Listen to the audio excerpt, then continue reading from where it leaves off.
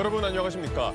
최태원 SK그룹 회장과 노소영 아트센터 나비관장의 재산 분할 소송 파기환송심에서 법원은 최 회장이 노 관장에게 9,440억 원을 지급하라고 선고했습니다. 재판부는 최 회장이 소유한 SK 주식도 분할 대상으로 판단했고 전체 공동재산에서 3분의 1을 노 관장 몫으로 인정했습니다. 먼저 장훈경 기자의 보도입니다. 지난 1988년 재벌가 장남과 현직 대통령 딸의 결혼으로 화제가 됐던 최태원 SK 회장과 노소영 아트센터 나비 관장. 최 회장이 지난 2015년 느닷없이 혼외자를 공개하며 2017년부터 시작된 이른바 세기의 이혼 소송이 9년 만에 일단락됐습니다. 서울고법은 두 사람의 이혼 재산 분할 소송 파기환송심에서 최 회장이 노 관장에게 9,440억 원을 지급하라고 선고했습니다. 분할 액수는 파기환송 전 2심에서 판단한 1조 3,808억 원보다 4천억 원 정도 줄었지만 최 회장이 보유한 SK 주식을 분할 대상으로 인정했습니다. SK 주식은 선대 회장으로부터 물려받은 특유 재산으로 분할 대상이 아니란 최 회장 측 주장을 받아들이지 않은 겁니다. 재판부는 혼인 기간 중 최 회장의 경영 활동으로 주식 가치가 크게 증대됐고 노 관장의 가사와 양육, SK그룹에 관한 대외 활동이 기여했다고 설명했습니다. 다만 분할 대상 재산인 주식가액 산정 시점은 파기환송심 변론 종결일이란 노 관장 측 주장을 받아들이지 않고 기존 항소심 변론 종결일인 2024년 4월로 판단했습니다. 재판부는 기존 항소심 변론 종결 이후 SK 주가가 큰 폭으로 올랐지만 최 회장의 기여가 영향을 미치지 않았다고 볼 수 없다고 설명했습니다. 앞서 지난 2022년 1심 재판부는 최 회장이 노 관장에게 재산 분할금 665억 원과 위자료 1억 원을 지급하라고 판결했지만 2년 뒤 2심 재판부가 재산 분할금은 1조 3,808억 원, 위자료는 20억 원으로 대폭 늘려 산정했습니다. 지난해 10월 대법원은 이혼과 위자료는 확정하면서도 노태우 전 대통령의 비자금 등을 빼고 재산 분할 액수를 다시 정하라며 파기환송을 결정했습니다. SBS 장훈경입니다. 300억 원으로 추정되는 노태우 씨의 증여는 대법원 판단에 따라 노소영 관장 측 기여로 인정받지 못했습니다. 그럼에도 최태원 회장은 1조 원 가까운 천문학적인 돈을 지급해야 합니다. SK 주식을 부부가 함께 형성하고 유지한 공동재산으로 본 판단이 결정적이었습니다. 임찬종 법조 전문 기자입니다. 지난해 10월 대법원은 최태원 SK그룹 회장과 노소영 아트센터 나비 관장의 이혼 소송에 대한 2심 판결 중 재산 분할 부분을 파기했습니다. 이유는 두 가지였습니다. 첫째, 노 관장의 아버지인 노태우 씨가 최 회장 측에 증여한 약 300억 원은 불법 자금이므로 재산 형성 등에 대한 노 관장의 기여로 볼 수 없고, 둘째, 혼인관계 파탄 이전에 최 회장이 친인척 등에게 증여한 재산은 분할 대상이 아니라는 것이었습니다. 파기환송심 재판부 또한 대법원 판단을 반영해 노태우 씨의 증여를 재산 분할 비율 산정에서 참작하지 않는다고 밝혔고, 최 회장이 혼인 파탄 이전에 제3자에게 증여한 재산 또한 분할 대상에서 제외했습니다. 그럼에도 파기환송심 재판부는 노 관장 몫의 재산 분할 금액이 9,440억 원이 된다고 판결했습니다. SK 주식 등 최 회장이 보유한 주식을 분할 대상으로 판단한 것이 결정적이었습니다. 재판부는 노태우 씨의 증여를 노 관장 측의 기여로 평가하지 않더라도 최 회장이 보유한 주식은 혼인 기간 중 최 회장 명의로 취득한 재산으로 두 사람 모두 그 형성이나 가치의 유지, 증대에 기여했다고 인정된다고 밝혔습니다. 그러면서 노 관장 몫 비율을 전체의 3분의 1, 약 33.3%로 계산해 2심이 정한 35%보다 소폭만 줄였습니다. 2심 재판부가 노태우 씨의 증여를 재산 분할에 참작해야 하는 기여로 판단해 비율을 결정했다는 점을 감안하면 파기환송심은 그 부분을 빼더라도 분할 비율에 큰 차이가 없다고 판단한 걸로 풀이됩니다. SBS 임찬종입니다. 법조팀 김덕형 기자와 이야기 더 나눠보겠습니다. 김 기자, 선고 내용을 앞서서 쭉 봤는데 최태원 회장이나 노소영 관장 측 양측의 입장은 어떻습니까? 네, 최태원 회장 측은 선고 직후 이혼 소송 과정에서 많은 분께 심려를 끼쳐드린 것이 송구하다면서 추후 입장을 밝히겠다고 설명했습니다. 네. 판결문을 검토한 후에 구체적인 입장을 말씀드릴 수 있을 것 같습니다. 상고 여부도 판결문을 검토한 후에 입장을 정리해서 말씀드리겠습니다. 반면 노소영 관장 측은 별다른 언급 없이 법원을 빠져나갔습니다. 양측 모두 판결문 분석을 거쳐 재상고 여부를 결정할 걸로 보이는데요.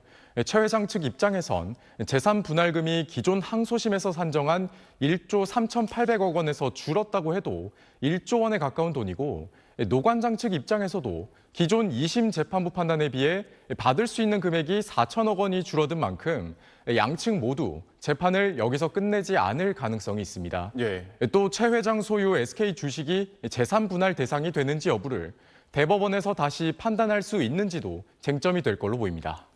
자, 그런데 오늘 법원은 이 재산 분할금을 현금으로 지급하라고 했거든요. 이건 어떤 의미가 있습니까?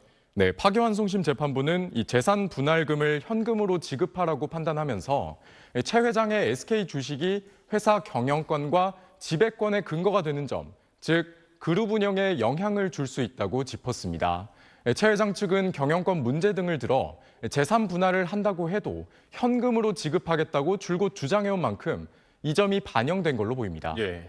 앞서 항소심에서도 파기환송심과 마찬가지로 현금으로 분할금을 지급하라고 판결했습니다. 아울러 노 관장 측의 분할 방법에 관한 의사도 고려한 게 현금 지급 방법이라고 이 재판부가 밝혔고요. 대법원 단계로 또다시 가서 마찬가지로 SK 주식이 분할 대상이 된다고 해도 현금 지급 방식 자체는 크게 바뀌지 않을 것으로 보입니다. 네, 김덕형 기자 잘 들었습니다.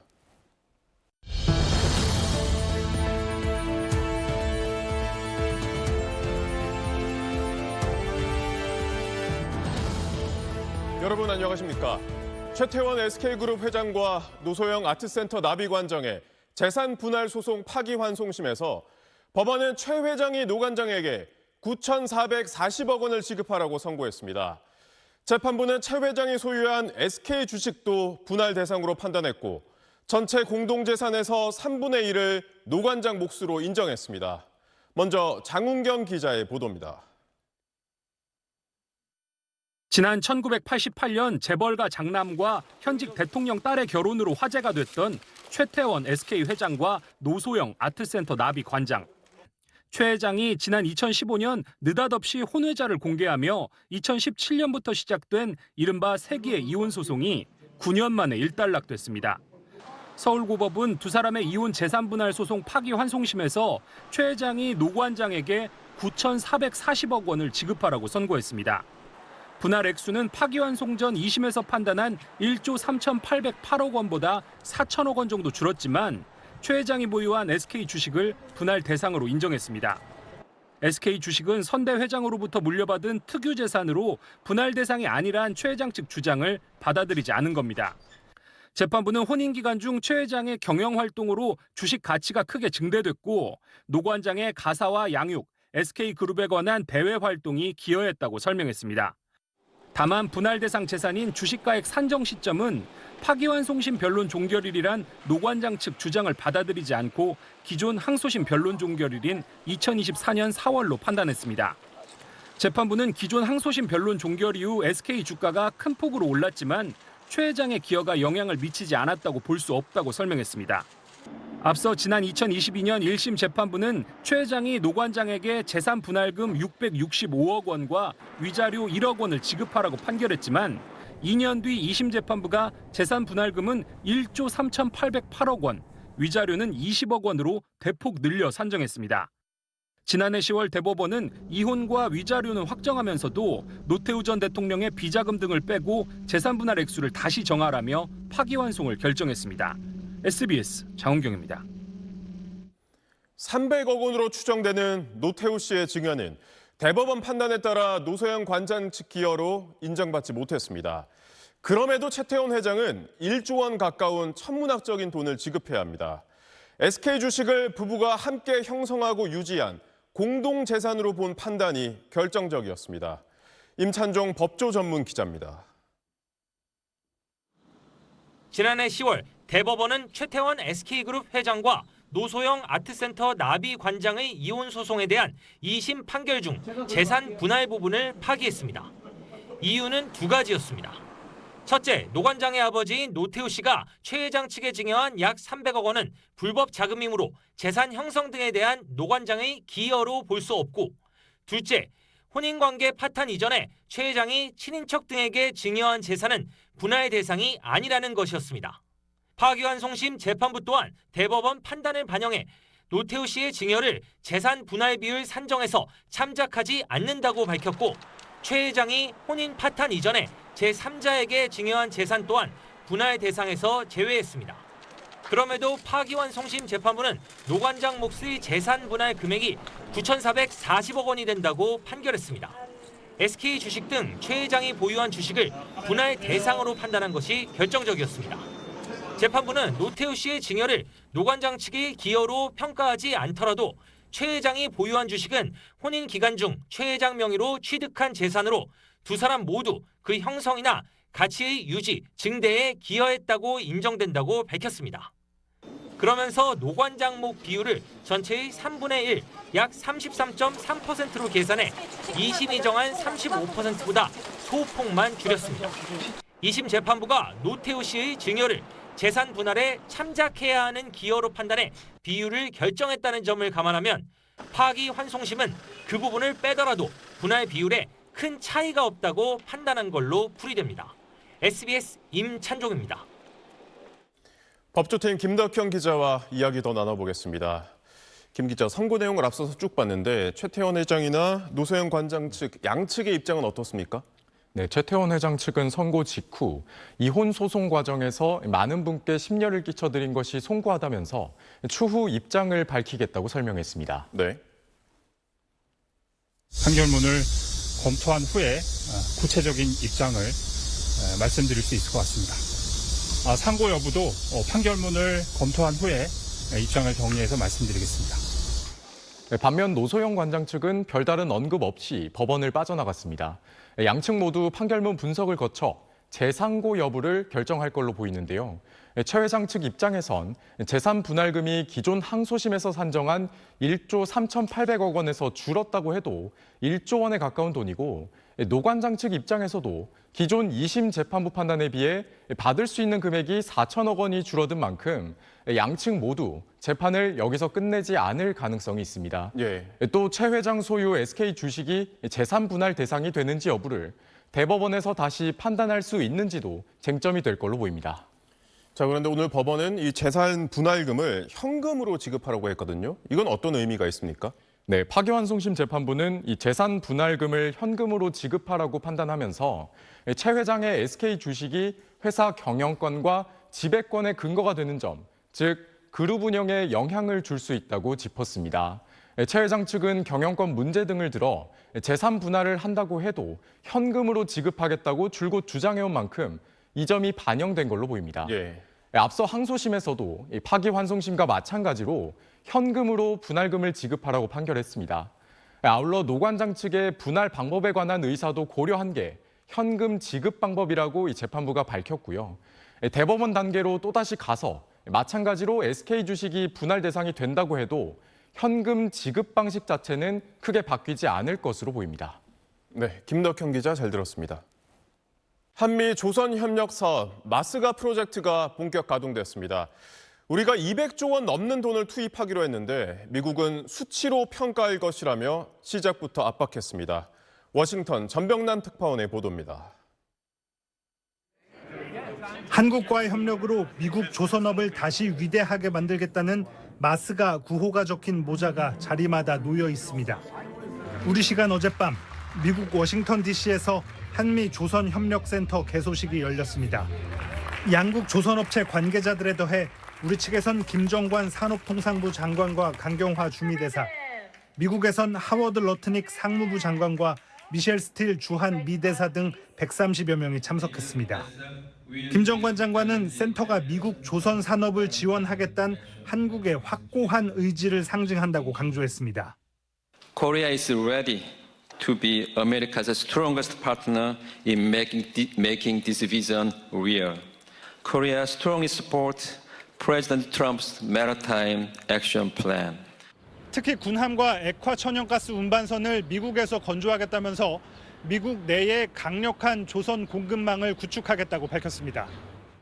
앞서 우리 정부와 미국은 3,500억 달러 규모의 대미 투자 중 1,500억 달러, 우리 돈 224조 원을 조선업에 투입하기로 합의했습니다. 러트닉 장관은 실질적 성과를 강조하며 압박성 메시지를 내놨습니다. We are going to judge the center by the capital you deploy, the facilities you modernize, the workers you train, the supply chains you establish, and ultimately the simple number of how many domestic produced ships we make together. 또 규제 철폐 등 필요한 지원을 하겠다며 미국 안에서 모든 종류의 군함과 상선이 건조되어야 한다고 말했습니다. 한미 양국은 또 공급망 협력과 인력 양성, 공동 연구개발 등 15건의 업무 협약도 체결했습니다. 워싱턴에서 SBS 전병남입니다. 미국 정부가 글로벌 관세 종료에 맞춰 전 세계 60곳에 강제 노동 관세를 부과했습니다. 우리나라에는 일본과 함께 12.5%가 적용됐는데 이게 끝이 아닙니다. 과잉 생산을 이유로 한 또 다른 조사도 진행 중이라 지난해 한미가 합의한 15% 상한선이 무너질 수 있다는 우려가 나옵니다. 보도에 정성진 기자입니다. 미국 무역대표부가 강제노동으로 생산된 제품 수입을 통제하지 않고 있다면서 전 세계 60곳에 10에서 12.5%의 관세 부과를 발표했습니다. 무역법 301조를 근거로 한 것으로 우리나라에는 미 동부시간 기준 24일 0시 1분부터 일본 등과 함께 12.5% 관세가 적용됐습니다. 지난 2월 미 대법원이 상호 관세의 위법 판결을 내리자 트럼프 정부는 무역법 122조를 근거로 글로벌 관세 10%를 부과했습니다. 150일 시효가 끝나는 시점에 무역법 301조를 꺼내든 겁니다. So this is something that's gone on for a long time. It's not about something that happened a few months ago. 관세 대상이 된 60곳에서 들여오는 물건이 미국 수입의 99%를 차지하고 있어 사실상 강제 노동을 명분 삼은 상호 관세 연장이라는 평가입니다. 철강, 자동차 등 품목 관세 대상은 제외됐고 반도체는 공급망 충격 등을 고려해 예외 품목에 포함됐습니다. 기존 글로벌 관세보다 2.5%포인트 높아졌지만 이미 예견된 만큼 산업계 충격은 제한적일 거란 전망입니다. 문제는 추가 관세 가능성입니다. 미국은 무역법 301조를 근거로 각 정부의 부당 지원으로 과잉 생산됐다고 보는 수출품에도 추가 조치 여부를 검토하고 있는데 우리나라도 조사 대상입니다. 미 무역대표부는 과잉 생산 조사를 개시하며 한국의 전자장비와 자동차, 기계, 철강, 선박 등의 무역 흑자를 지적했습니다. 조사 결과에 따라 지난해 한미가 합의한 15% 관세 상한이 무너질 수도 있는 겁니다. 정부는 미 측의 관세가 15%를 초과해선 안 된다고 강조했으며 미 측도 기존 합의 준수 입장을 재확인했다고 밝혔습니다. 결국 15% 관세 합의의 조건이었던 3,500억 달러 대미 투자 계획을 속도감 있게 추진해야 하는 상황입니다. 1호 사업, 2호 사업은 미국에 조금 원하는 쪽으로 기울어지더라도 차질 없는 정도가 아니라 우리가 좀 더 적극적으로 정부는 이르면 다음 달 LNG나 원전 등 에너지 분야를 중심으로 1호 대미 투자 프로젝트를 발표할 예정입니다. SBS 정성진입니다. 국제 유가가 다시 배럴당 100달러를 넘겼습니다. 이달 초 70달러 초반까지 떨어졌던 브렌트유는 3주 만에 30% 이상 급등했습니다. 예멘의 친이란 반군 후티가 홍해에서 사우디 유조선 2척을 공격하면서 호르무즈 해협에 이어 홍해까지 막힐 거란 우려가 커진 겁니다. 국제유가 불안이 국내 기름값으로 번질 우려에 정부는 8차 석유 최고 가격을 동결하고 이달 말 종료 예정이던 유류세 인하도 2달 연장했습니다. 최승훈 기자가 전하겠습니다. 서울 시내 한 주유소로 차들이 잇따라 들어옵니다. 중동 전쟁 이후로 값싼 주유소를 찾아다니는 게 일상이 됐습니다. 이렇게 싼 데만 채고 다니는 우리들 한테는 너무 힘든 것 같아요. 진짜 빨리 전쟁이 끝났으면 좋겠는데 또 다시 시작하니까. 나이 먹어서 하는 건 없는데 길가 먹으면 차 움직이기가 힘들지 않습니까? 전국 주유소 평균 판매 가격은 오늘 저녁 7시 기준 휘발유 1,870원, 경유 1,855원입니다. 중동 지역 긴장이 높아지기 시작한 7월 중순부터 하락세는 둔화됐고 서울에선 소폭 오르기도 했습니다. 유가가 다시 불안한 모습을 보이자 정부는 내일부터 4주간 적용할 8차 석유 최고 가격을 기존 수준으로 동결하기로 했습니다. 정유사 공급 가격 상한은 리터당 휘발유 1,784원, 경유 1,773원, 등유 1,380원입니다. 정부는 지난달 27일 7차 최고 가격을 리터당 150원 낮추면서 국제 유가 상황에 따라 최고 가격제 종료까지 검토했지만 당분간은 어렵게 됐습니다. 당분간은 지금 수준으로 유지될 거라고 보고 있고요. 만약 급격한 상황 변동이 있으면 또 조정을 해야 하는 상황이 올 수도 있을 것 같습니다. 또 이달 말 종료 예정이던 유류세 인하는 9월 말까지 2달 연장되고 요소와 요소수 매점 매석 금지 조치도 한 달 더 유지됩니다. 정부는 최고 가격제 운영에 따른 재정 부담은 아직 감당할 수 있는 수준이지만 운영 기간이 6개월을 넘길 경우 다른 조치를 검토해야 할 것이라고 설명했습니다. SBS 최승훈입니다. 국제유가 급등 여파로 우리 증시도 5% 넘게 급락했습니다. 이렇게 급등락을 오가는 심한 변동성이 이어지자 금융당국은 다음 달 시행 예정이던 단일 종목 레버리지 상품에 대한 예탁금 강화 조치를 이달 말부터 앞당겨 시행하기로 했습니다. 이태권 기자가 취재했습니다. 어제 7,000선을 회복했던 코스피는 개장하자마자 급락해 하루 만에 다시 6,000대로 내려왔습니다. 올해 41번째 사이드카까지 발동됐고 결국 5.7% 떨어진 6,690으로 마감했습니다. 국제유가 급등으로 인플레이션 우려가 커지자 미국 기준금리가 상승 압력을 받을 거란 전망에 시장금리가 먼저 움직였습니다. 미국 국채 10년물 금리가 1년 반 만이 최고치인 4.7%까지 오르면서 국내 증시에도 영향을 미쳤습니다. 금리가 올라가게 되면 자칫 자본 지출 자체가 둔화가 되는 것이 아닐까라는 우려를 좀 자극할 수 있는 게 결국 이제 국내 반도체 경기에도 이제 악영향을 미칠 수 있다는 쪽으로 연결이 되겠죠. 반도체 투톱이 7% 넘게 급락했고 외국인 투자자는 이번 주 들어 처음으로 3조 2천억 원 넘게 순매도했습니다. 변동성이 지나치다는 비판 속에 지난 21일 이재명 대통령까지 단일 종목 레버리지 ETF에 대해 신속한 대응을 주문하자 금융당국은 다음 달로 예정됐던 보완책 시행을 앞당기기로 했습니다. 우선 오는 31일부터 1,000만 원이던 기본 예탁금이 3천만 원으로 올라갑니다. 시가의 70%까지 예탁금으로 인정했던 주식이나 채권 등 증권은 인정되지 않고 3천만 원이 전액 현금이어야 합니다. 예탁금 기준을 맞추기 위해 증권을 매도했다면 대금이 현금으로 실제 입금되는 2거래일 뒤에야 예탁금으로 인정합니다. 매도 대금으로 당일 매수가 불가능하기 때문에 현금 3천만 원을 온전히 묶어두지 않는 한 반복적인 회전 매매는 차단됩니다. 다음 달 19일부터는 레버리지 ETF 거래 가격과 실제 자산 가치 차이인 괴리율을 현행 3%에서 2%로 강화해 관리하도록 했습니다. SBS 이태권입니다. 6.3 지방선거 과정에서 선관위 직원들의 투표율 조작 의혹과 관련해 경기 지역뿐 아니라 다른 지역 두 곳에서도 의심 정황이 포착됐습니다. 관련 혐의로 수사를 받는 선관위 직원은 최종 투표율만 맞으면 되는 것 아니냐고 주장한 것으로 전해졌습니다. 전현남 기자의 보도입니다. 검경합동수사본부는 지난 6.3 지방선거 당일 한 경기 지역과 충청 지역 투표소 등 두 곳에서 투표율을 허위로 입력한 정황을 추가로 포착했습니다. 직원들 사이에 메신저 내역을 압수해 분석하는 과정에서 발견됐는데 어제 압수수색과 관련된 경기 지역 투표소와는 또 다른 곳들입니다.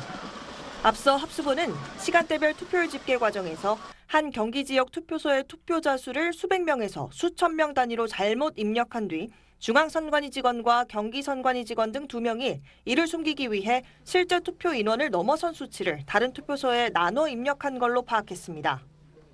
이 과정에서 4시간가량 투표 현황이 조작된 채로 진행됐고 투표자 수가 부풀려 입력된 다른 투표소는 1시간 동안 투표자 수가 1명씩 늘어나는 방식으로 집계되기도 했습니다.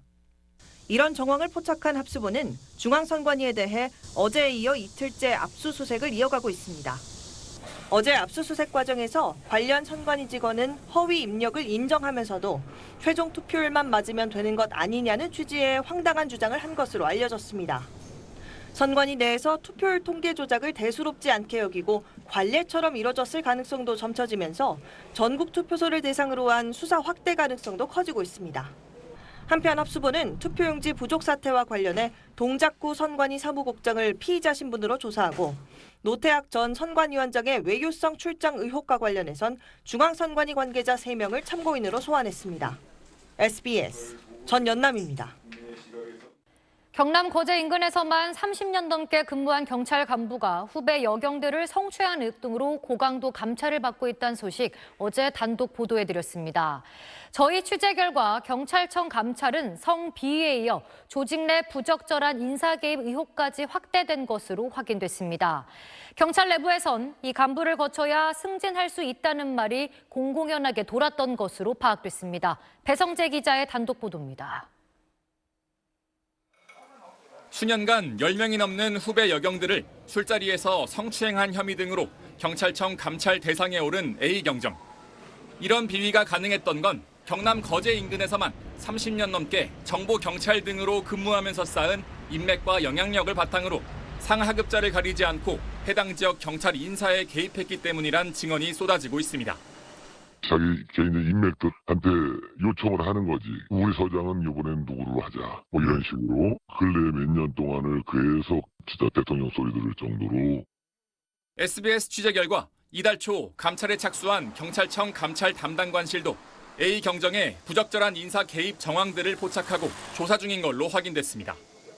한 지역 경찰은 SBS에 거제경찰서는 A경정을 거치지 않으면 승진이 안 된다는 게 불문율이라며 감찰이 제대로 진행될 경우 인사 관련 비리가 굴비 엮듯이 나올 거라고도 말했습니다.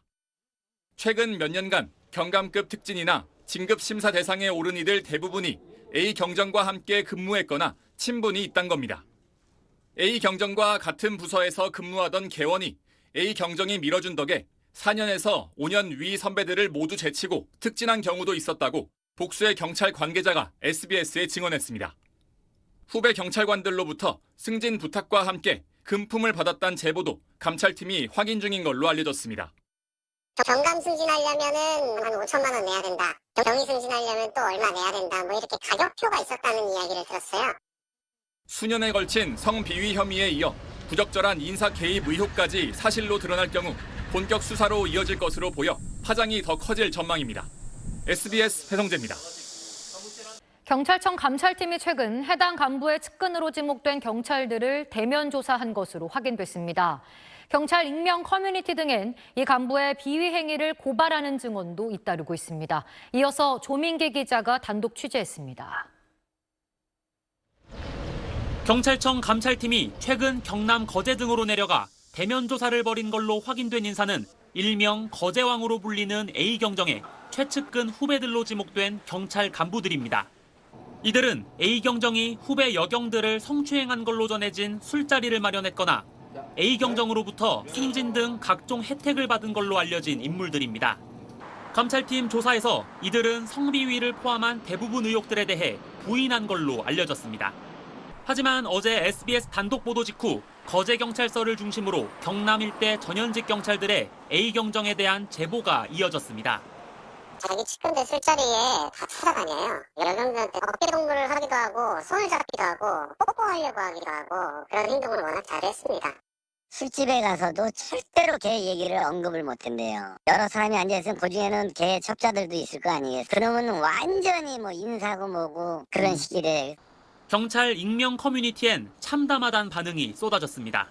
한 경찰관은 술자리에 여경들을 데리고 가지 말라며 더럽고 추잡하다고 날을 세웠고 거제경찰서 출신이란 다른 경찰관은 인사비위를 겨냥해 당당하게 돈 냈다고 심사된다며 자랑하는 놈들이 있다.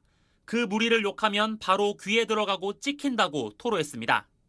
전국의 지역별 거제왕을 소환해보자며 비단 거제만의 문제가 아니라고 주장하는 게시글도 이어졌습니다.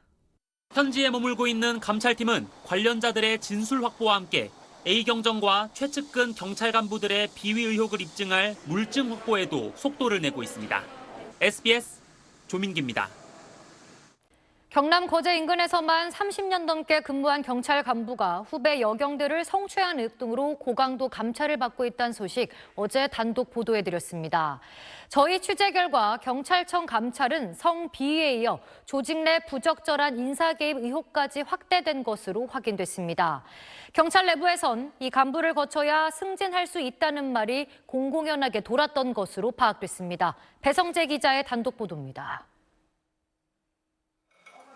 수년간 10명이 넘는 후배 여경들을 술자리에서 성추행한 혐의 등으로 경찰청 감찰 대상에 오른 A경정.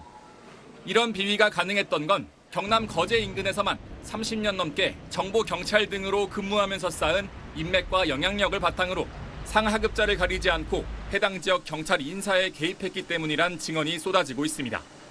자기 개인의 인맥들한테 요청을 하는 거지. 우리 서장은 이번엔 누구로 하자. 뭐 이런 식으로 근래 몇 년 동안을 계속 진짜 대통령 소리 들을 정도로. SBS 취재 결과 이달 초 감찰에 착수한 경찰청 감찰 담당관실도 A 경정의 부적절한 인사 개입 정황들을 포착하고 조사 중인 걸로 확인됐습니다. 한 지역 경찰은 SBS에 거제경찰서는 A 경정을 거치지 않으면 승진이 안 된다는 게 불문율이라며 감찰이 제대로 진행될 경우 인사 관련 비리가 굴비 엮듯이 나올 거라고도 말했습니다. 최근 몇 년간 경감급 특진이나 진급 심사 대상에 오른 이들 대부분이 A 경정과 함께 근무했거나 친분이 있단 겁니다. A 경정과 같은 부서에서 근무하던 개원이 A 경정이 밀어준 덕에 4년에서 5년 위 선배들을 모두 제치고 특진한 경우도 있었다고 복수의 경찰 관계자가 SBS에 증언했습니다. 후배 경찰관들로부터 승진 부탁과 함께 금품을 받았다는 제보도 감찰팀이 확인 중인 걸로 알려졌습니다. 경감 승진하려면은 한 5천만 원 내야 된다. 경위 승진하려면 또 얼마 내야 된다. 뭐 이렇게 가격표가 있었다는 이야기를 들었어요. 수년에 걸친 성비위 혐의에 이어 부적절한 인사 개입 의혹까지 사실로 드러날 경우 본격 수사로 이어질 것으로 보여 파장이 더 커질 전망입니다. SBS 배성재입니다. 경찰청 감찰팀이 최근 해당 간부의 측근으로 지목된 경찰들을 대면 조사한 것으로 확인됐습니다. 경찰 익명 커뮤니티 등엔 이 간부의 비위 행위를 고발하는 증언도 잇따르고 있습니다. 이어서 조민기 기자가 단독 취재했습니다. 경찰청 감찰팀이 최근 경남 거제 등으로 내려가 대면 조사를 벌인 걸로 확인된 인사는 일명 거제왕으로 불리는 A경정의 최측근 후배들로 지목된 경찰 간부들입니다. 이들은 A경정이 후배 여경들을 성추행한 걸로 전해진 술자리를 마련했거나 A경정으로부터 승진 등 각종 혜택을 받은 걸로 알려진 인물들입니다. 감찰팀 조사에서 이들은 성비위를 포함한 대부분 의혹들에 대해 부인한 걸로 알려졌습니다. 하지만 어제 SBS 단독 보도 직후 거제경찰서를 중심으로 경남 일대 전현직 경찰들의 A경정에 대한 제보가 이어졌습니다. 자기 측근들 술자리에 다 찾아다녀요. 여경들한테 어깨 동무를 하기도 하고 손을 잡기도 하고 뽀뽀하려고 하기도 하고 그런 행동을 워낙 잘했습니다. 술집에 가서도 절대로 걔 얘기를 언급을 못한대요. 여러 사람이 앉아있으면 그중에는 걔 첩자들도 있을 거 아니에요. 그러면 완전히 뭐 인사고 뭐고 그런 식이래. 경찰 익명 커뮤니티엔 참담하다는 반응이 쏟아졌습니다.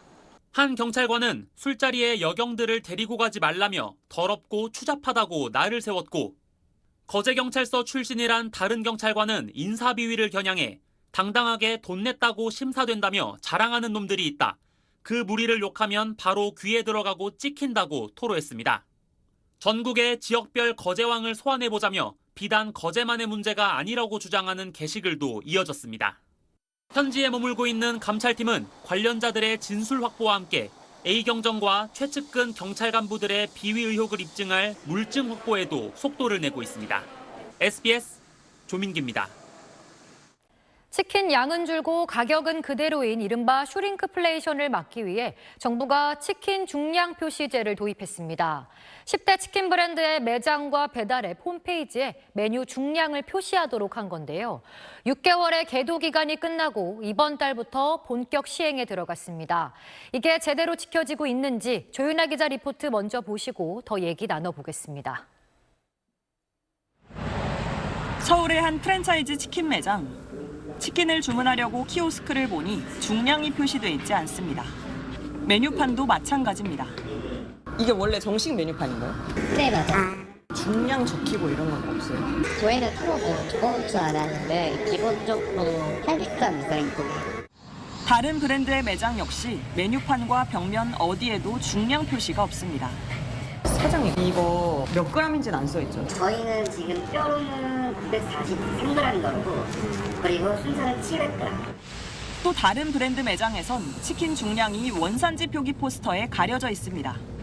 몇 g인지 이런 거는 몰라요. 950g에서 50g 사이에요.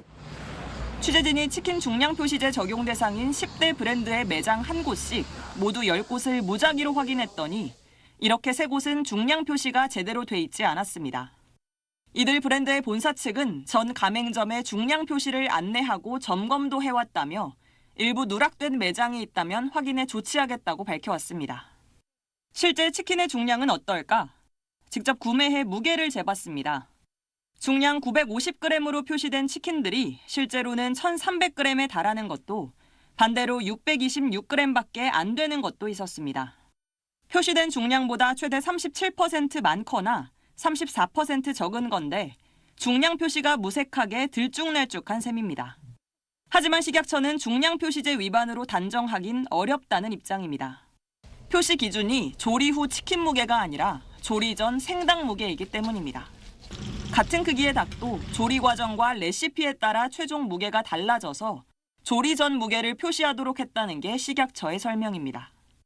지난해 12월 치킨 중량 표시제가 도입된 이후에도 치킨 양이 부실하다는 소비자 불만은 적지 않습니다. 치킨 시킬 때마다 몇 g인지는 거의 모르고 먹는 것 같고 넉넉하다고 느낀 적은 한 번도 없는 것 같고 맨날 부족한 것 같아요. 소비자는 자기 눈으로 보는 거는 조리 전 제품이 아니잖아요. 정보로서 가치가 있으려면 좀 조리 후에 최종 제품에 중량이 표시되는 게 훨씬 더 도움이 되지 않을까. 치킨은 배달 주문이 많은 데다 매장에 가더라도 조리된 상태로 제공돼 생닭의 무게를 알기 어려운 만큼 소비자에게 실질적으로 도움이 되는 쪽으로 개선돼야 한다는 목소리가 나옵니다. 이 내용 취재한 조윤아 기자 나와 있습니다.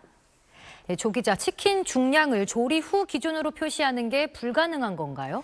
꼭 그렇지는 않습니다. 저희가 치킨 메뉴를 팔고 있는 패스트푸드 매장들도 조사를 좀 해봤습니다. 네. 이 롯데리아의 경우는 홈페이지에 치킨의 조리 후 중량을 공개하고 있고요. KFC와 맘스터치 역시 조리 전이 아닌 조리 후의 중량을 표시하고 있습니다. 사실 이런 패스트푸드 업체들은 치킨 중량 표시제 적용 대상이 아닌데도 네. 조리 후 중량을 표시하고 있는 겁니다. 네, 그렇다면 이렇게 조리 후 중량 표시도 얼마든지 가능해 보이는데 식약처가 조리 전을 고수하는 이유가 있습니까? 크게 일단 두 가지 이유입니다. 먼저 앞서 보셨던 것처럼 조리 과정과 레시피에 따라서 이 치킨의 무게가 얼마든지 달라질 수 있다는 겁니다. 그리고 기준을 조리 전에서 조리 후로 바꾸면 치킨 업체들이 이 무게를 늘리려고 일부러 달걀 지방을 떼어내지 않거나 아니면 튀김옷을 더 두껍게 입힐 수 있다. 이렇게 식약처는 우려하고 있습니다. 네. 그러면서 고깃집에 가면 삼겹살도 1인분에 몇 그램 이런 식으로 조리 전 무게를 표시하고 있지 않느냐 하는데요. 하지만 생각해보면 굽기 전의 고기 양을 눈으로 확인할 수 있는 삼겹살과 네. 조리 전 생닭의 양을 확인하기 어려운 치킨은 사실 엄연히 다르고요. 그렇죠. 그리고 지방을 떼어내지 않거나 튀김옷이 두꺼운 치킨은 시장 논리에만 맡겨도 소비자에게 외면당할 가능성이 커 보입니다. 네. 그래서 물론 조리 전 무게라도 표시하게 하는 게 아무것도 하지 않는 것보다야 낫겠지만 생각해보면 소비자가 생닭을 먹는 건 아니잖아요. 그래서 네. 보다 실질적인 기준이 필요해 보입니다. 네, 조윤아 기자 잘 들었습니다. 일상 먹거리인 라면에 과자, 빵까지 식품 가격 인상이 이어지고 있습니다. 업체들은 장기간 지속된 고유가와 고환율에 원재료와 포장재 가격이 급등하면서 더는 버티기 어렵다는 입장입니다. 최희선 기자가 보도합니다. 농심은 다음 달 1일부터 주요 용기 라면과 과자, 음료 등 43개 제품군의 출고가를 평균 5.8% 올린다고 밝혔습니다. 소매전 기준으로 새우깡과 육개장 사발면은 100원씩 오른 1,600원과 1,200원이 될 전망입니다. 국내 과자 시장 매출 1위인 새우깡의 가격 인상은 3년 11개월 만입니다. 농심은 급등한 원가 부담에 가격 조정이 불가피했다면서 신라면 등 봉지 라면은 인상 대상에서 제외했다고 설명했습니다. 고환율과 고유가 여파로 포장재 등 자재 가격이 급등해서 원가 부담이 심화되었습니다. 최근 중동 정세에 따른 협력사, 납품가 인상 등으로 국내 수익성이 더욱 던킨도 비용 상승을 이유로 다음 달 2일부터 도넛 39종의 가격을 평균 6.5% 인상하고 뜨레쥬르는 이달 말부터 빵과 케이크의 판매 가격을 인상합니다. 앞서 CJ제일제당도 햇반과 만두, 생선구이 등 주요 품목 가격을 평균 8% 올렸고 롯데칠성 음료와 오뚜기 역시 주요 제품군의 가격을 인상했습니다. 소비자 물가 상승률은 지난 2달 연속 3%를 넘어섰습니다. 외식비도 치솟는 상황에서 장바구니 물가까지 잇따라 오르니 소비자들이 체감하는 부담은 더 클 수밖에 없습니다. 확실히 체감 많이 하고 있어요. 그러니까 제가 항상 사는 품목이 똑같은데 올 때마다 항상 금액이 올라가는 게. 정부는 밥상 물가 안정을 위해 계란과 고등어 등의 공급을 확대하고 농축수산물 전 품목을 대상으로 최대 규모의 할인 행사를 진행한다고 밝혔습니다. SBS 최희선입니다. 오늘 경북 경주와 포항엔 폭염 경보보다 높은 단계인 폭염 중대경보가 발령됐습니다. 경주에 폭염 중대경보가 내려진 건 처음으로 전국의 폭염 일수는 과거에 비해 2배 넘게 늘어났습니다. 서동균 기자가 취재했습니다. 오늘 서울의 수은주는 32.1도를 기록했습니다. 슬슬 확 더워지고 열기도 더 심해진 것 같아서 장마랑 겹쳐서 너무 습한 게 좀 더 힘든 것 같아요. 경북 경주 횡성동은 39.2도, 포항 북구 기계면은 38.7도까지 치솟으면서 경주와 포항에 폭염 중대경보가 발령됐습니다. 폭염 중대경보는 올해 신설된 가장 높은 폭염 경보 단계로 폭염 경보 지역에서 최고 체감 온도가 38도 이상이거나 최고 기온이 39도 이상이 예상될 때 내려집니다. 포항은 지난 12일에 이어 두 번째, 경주는 처음 내려진 겁니다.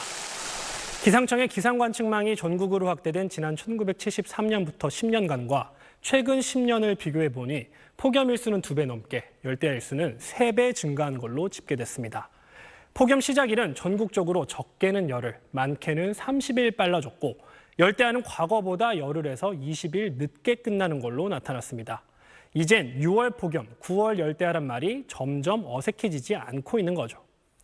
폭염과 열대야가 많았던 해 5번 가운데 폭염이 4번, 열대야는 3번이 최근 10년 사이 집중됐습니다. 기상청은 여름철 덥고 습한 공기덩어리인 북태평양 고기압이 과거에 비해 우리나라 쪽으로 더 확장했기 때문으로 원인을 분석했습니다. 다음 주에는 이 무더위와 열대가 전국적으로 확대될 것으로 예상되는 만큼 폭염 피해 입지 않도록. 이번 주말 수도권을 중심으로 장맛비 예보가 있지만 33도 안팎의 무더위를 식히기엔 부족할 전망입니다. SBS 서동균입니다. 어제 경북 경산의 아파트 관리사무소 방화 사건으로 전신 화상을 입은 50대 주민이 오늘 오전 결국 숨졌습니다. 경찰은 70대 피의자의 혐의를 방화치사로 변경하고 집과 차량을 압수수색했습니다. TBC 박동주 기자입니다. 경찰 수사관들이 빈 상자를 들고 아파트 내부로 들어갑니다. 경산 아파트 관리사무소 방화 사건의 피의자 70대 A씨의 집과 차량을 대상으로 압수수색 영장을 집행한 겁니다. 1시간 40분가량 진행된 압수수색 과정에서 경찰은 상자 1개 분량의 증거 자료를 확보했습니다. 지금 계획범대로 보시는 거세요? 안에 뭐 들어있습니까? 경찰 조사 결과 수년 전부터 아파트 예산 문제 등으로 주민 대표와 갈등을 빚어온 A씨는 사건 당일에도 관리사무소에 모여있던 주민들과 언성을 높였던 것으로 드러났습니다. 지난 3월 비대위원장으로 일했던 터라 관리사무소 지하실에 2리터짜리 신어가 보관돼 있다는 사실도 미리 알고 있었습니다. 관리사무소 앞입니다. 이렇게 화재가 난 지 하루가 지났지만 아직까지 출입이 금지돼 있고 검은재와 유류물이 그대로 남았습니다. 마음이 불안치. 사람 보러 이게 무슨 짓이고 그래. 이 저번에 그 화상 걸린 사람들 치료는 어떻게 하는 거래. 아파트 관리사무소 방화 사건으로 다친 사람은 피의자 A씨를 포함해 모두 8명. 이 가운데 전신 화상을 입은 50대 여성이 오늘 오전 결국 숨졌습니다. 병원 치료를 받고 있는 3명도 위독한 상태인 것으로 전해졌습니다. 경찰은 A씨에 대한 혐의를 현주 건조물 방화 치사상죄로 변경하고 상태가 호전되는 대로 체포영장을 집행한다는 계획입니다. TBC 박동주입니다. 취업이 어려운 장애인들을 위해 정부가 안전한 일터로 인증하고 세제 혜택까지 준 회사들이 있습니다. 그런데 이런 회사에서 지적장애인 여성 직원이 60대 임원에게 성폭력을 당해 아이까지 출산했다는 신고가 접수돼 경찰이 수사에 나섰습니다. 제이원 기자가 단독 취재했습니다. 2년 전 지적장애 2급인 29살 김 씨는 인천의 한 세탁업체에 취업했습니다. 장애인 고용공단이 장애인 표준 인증 사업장이라며 알선한 일자리였습니다. 그런데 올해 3월 딸의 봄옷을 사주려던 김 씨 아버지는 유난히 나온 딸의 배를 이상히 여겨 병원을 찾았고 그제야 임신 사실을 알게 됐습니다. 만삭이었던 김 씨는 4월 말 제왕절개로 출산했는데 중증 지적장애 2급인 김 씨의 사회 연령은 7살 수준, 좋고 싫다는 의사 표현 등의 경우 4살 수준이었습니다. 성폭력 피해 신고를 받고 수사에 나선 경찰은 아이의 DNA가 김 씨가 일하는 세탁업체 60대 임원 이모 씨와 일치하는 거로 확인했습니다. 제가 애를 데리고 탐문을 시작을 했습니다. 가까운 사람일 수도 있겠다. 지금도 6월 9일 날 생각을 하면 치가 떨립니다. 출산 한 달이 갓 지난 시점이자 가해자로 특정되기 직전인 지난달 초, 이 씨는 피해자를 다시 성폭행한 걸로 드러났습니다. 그리고 아기 낳고 나도 애를 데려가서 그 짓을 하고 싶나. 제가 부인하는 건 아니에요. 인정. 이 씨는 앞서 지난해 연말엔 김 씨를 산부인과에 데려가 낙태를 시도하고 김 씨 휴대전화를 자신의 중고폰으로 바꾸는 등 증거인멸을 시도한 정황도 파악됐습니다. 이 씨는 수십 차례 성관계 사실을 시인하면서도 합의에 의한 관계였다는 취지로 혐의를 부인하는 것으로 알려졌습니다. 딸과 단 둘이 살던 김 씨 아버지는 이달 초 일을 그만두고 신생아를 돌보고 있습니다. 일상생활 영위하는 모습만 보더라도 너무 사실 분노할 지점이죠. 최소한의 도의적 책임조차 하지 않고 회피하고만 있는 것으로 보여서 신속한 강제 수사가. 경찰은 조만간 이 씨에 대해 성폭력 특별법 위반 혐의로 구속영장을 신청할 방침입니다. SBS 재현입니다. 정부가 마약류 사용 실태를 조사하기 위해 지난 2020년부터 생활 하수를 모아 분석하고 있는데요. 특히 지난해 헬로윈 기간 서울 유흥가 일대 하수에서 여러 종류의 클럽 마약들이 검출됐습니다. 한성희 기자가 보도합니다. 서울의 한 클럽에 들이닥친 경찰 마약 단속반. 곳곳을 뒤진 끝에 마약이 든 걸로 의심되는 약병을 발견합니다. 관세청 직원이 아기 침대의 다리 부분을 자르자 흰 가루가 흘러나옵니다. 대표적인 클럽 마약으로 불리는 케타민입니다. 클럽 마약 확산에 대한 우려가 커지자 식품의약품안전처가 지난해 헬로윈 기간 서울 유흥가 근처 10곳에서 하수 시료를 채취해 분석했습니다. 그 결과 코카인과 엑스터시, 케타민 등 이른바 클럽 마약 8종의 성분이 검출됐습니다. 평소 주말보다 2배나 많은 종류가 확인된 겁니다. 식약처가 헬로윈 기간을 특정해 유흥가 근처의 마약 성분을 조사한 건 처음입니다. 분석 대상 마약류를 최대 22종에서 지난해 243종으로 대폭 늘렸더니 전국 하수에서 확인된 마약류는 전년의 7종보다 4배 이상 늘어난 31종에 달했습니다. 마약류 종류로 보면 대마와 유사한 효과를 내는 합성 칸나비노이드, 즉 합성 대마가 21종으로 가장 많이 검출되었습니다.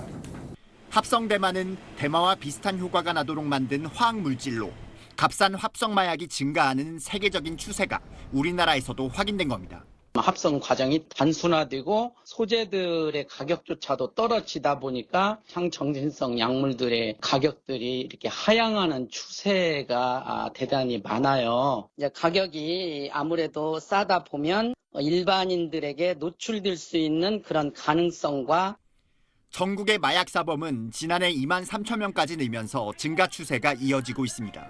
SBS 한성희입니다. 민주당 전당대회 본선 대진표가 확정되면서 이른바 명청대전으로 비유되는 계파 대결 구도도 한층 뚜렷해졌습니다. 이런 가운데 친명계와 친청계는 종교단체 신천지가 민주당에 집단적으로 입당했다는 의혹을 놓고 공개 충돌했습니다. 박재현 기자입니다. 어제 예비 경선을 통해 전당대회 본경선의 대진표를 확정한 민주당. 당대표 경선 3파전은 친명계인 김민석, 송영길 후보가 사실상 연합전선을 펴는 모양새로 연임에 도전하는 정청래 후보가 친명계 후보들에 맞서는 구도입니다. 최고위원 경선에선 친명계 후보 5명과 친청계 후보 3명이 최종 5자리를 놓고 경쟁을 펼칩니다. 예비 경선 결과 범친명계 후보 11명 중에선 5명이, 친청계 후보 3명은 전원이 본선에 진출했습니다. 민주당 내 대통령 사건 공소 취소 모임을 주도했던 친명계의 박성준, 이건태 의원은 탈락했습니다. 예비 경선에서 정청래 후보 지지층이 결집한 것 같다는 분석이 일단 당 안팎에선 많이 나오고 있습니다. 그런데 오늘 민주당 지도부 회의에선 친명계 최고위원이 친청계를 겨냥한 듯 종교단체 신천지의 전당대회 개입 의혹을 거론하자 친청계 최고위원들이 근거를 밝히라고 맞받아치는 등 양측이 공개적으로 충돌했습니다. 외부 세력이 조직적으로 당원의 의사를 왜곡하려 했다면 결코 용납할 수 없는 일입니다. 이제 코미디가 벌어지고 있습니다. 정말 근거가 있기는 한 겁니까? 검경합동수사본부는 수도권 일부 지역의 신천지 신도들이 민주당에 입당한 정황을 포착했으며 지난 6.3 지방선거의 당내 경선 등에 영향을 미치려 했을 가능성 등을 수사하고 있다고 오늘 밝혔습니다. 이런 가운데 민주당은 오늘 의원총회를 통해 검찰의 보안수사권 폐지를 당론으로 확정했습니다. 제한적 존치를 주장했던 일부 친명계 의원들도 전당대회 전 조속한 처리에 이견을 달지 않았습니다. SBS 박재현입니다. 미국이 지난달 중국까지 사정권으로 두는 괌에서 신형 극초음 미사일 다크이글의 전개 훈련을 진행한 것으로 확인됐습니다. 훈련은 미 육군이 지난달 신설한 중국 담당 사령부가 주도했습니다. 김태훈 국방전문 기자가 보도합니다. 지난달 6일 미국령 괌, 대형 발사 차량 뒤에 위장막에 덮인 미사일이 보입니다. 위장막을 걷어내고 미사일을 세우자 사무엘 파파로 미 태평양 사령관이 그 옆을 일행들과 함께 걸어갑니다. 미 육군의 장거리 극초음속 미사일 다크 이글입니다. 사거리 2,700km에서 3,500km에 최고 속도가 시속 2만 km나 되는 신무기입니다. 중국을 겨냥해 개발된 걸로 알려졌습니다. 음속의 17배나 되는 빠른 속도로 날면서도 변칙 기동을 하기 때문에 요격이 어렵습니다. 미군은 지난달 괌에서 실시한 다국적 발리언트 실드 훈련에 이 다크 이글을 전개시켜서 발사 훈련까지 했습니다. 지난해 호주에서 처음으로 공개 시험 발사가 이루어졌고 이번엔 중국 동해안이 사거리 안에 들어오는 괌에서 중국 보란 듯 훈련한 겁니다. 미국 군사 매체들은 다크 이글이 훈련 이후 괌에서 철수했는지 불분명하다며 괌 배치 가능성을 시사하기도 했습니다. 다크 이글의 괌 훈련을 주도한 부대는 미 태평양 육군이 지난달 신설한 태평양 다영역 사령부입니다. 중국과 충돌 가능성에 대비해 구성됐는데 다크 이글 외에도 단거리 요격 체계 등 첨단 무기들로 무장했습니다. Our division will employ such things as unmanned surface vessels, long-range one-way attack drones, launched effects to penetrate the adversary's anti-access air denial network. 타이완과 남중국해 문제 등에서 미중의 신경전이 점점 심화하는 가운데 중국에 맞서는 미국의 군사적 대응 태세도 한층 강화되는 분위기입니다. SBS 김태훈입니다. 내일은 삼복더위 중 가장 덥다는 중복입니다. 그래서일까요? 오늘 북태평양 고기압이 당초 예상보다 더 강하게 발달하면서 정체전선을 북한 쪽으로 밀어 올렸고요. 때문에 비가 대부분 소강 상태를 보였습니다. 한편 오늘 12호 태풍 노을이 발생했습니다. 이 노을은 북태평양 고기압 세력을 막혀서 북상하지는 못하겠고요. 중국 쪽으로 서진할 것으로 보입니다. 오늘 포항과 경주에서는 폭염 중대경보가 발표됐습니다. 오늘 경주의 낮 기온이 39도 가까이 오르면서 극단적인 더위가 나타나는데요. 이들 지역은 내일 기온 오늘만큼 올라서 폭염이 극심하겠습니다. 가급적이면 야외 활동은 중단하시고요. 온열질환 예방에 각별히 신경 쓰셔야겠습니다. 주말에도 막바지 장맛비 소식이 곳곳에 있습니다. 내일은 수도권과 강원도에, 모레는 중부와 경북에 장맛비가 내리겠습니다. 오늘 밤에도 낮 동안 쌓인 열기가 식지 못하면서 고스란히 열대야가 나타나겠고요. 되겠고요. 내일 낮 기온 서울이 32도, 광주 35도, 대구 37도까지 오르겠습니다. 수도권과 강원도는 다음 주 월요일까지 장맛비가 내리겠고 이후로는 우리나라의 고기압 세력이 더 견고해지면서 폭염이 더 극심할 전망입니다. 날씨였습니다. 8시 뉴스 마칩니다. 함께해 주신 여러분 고맙습니다.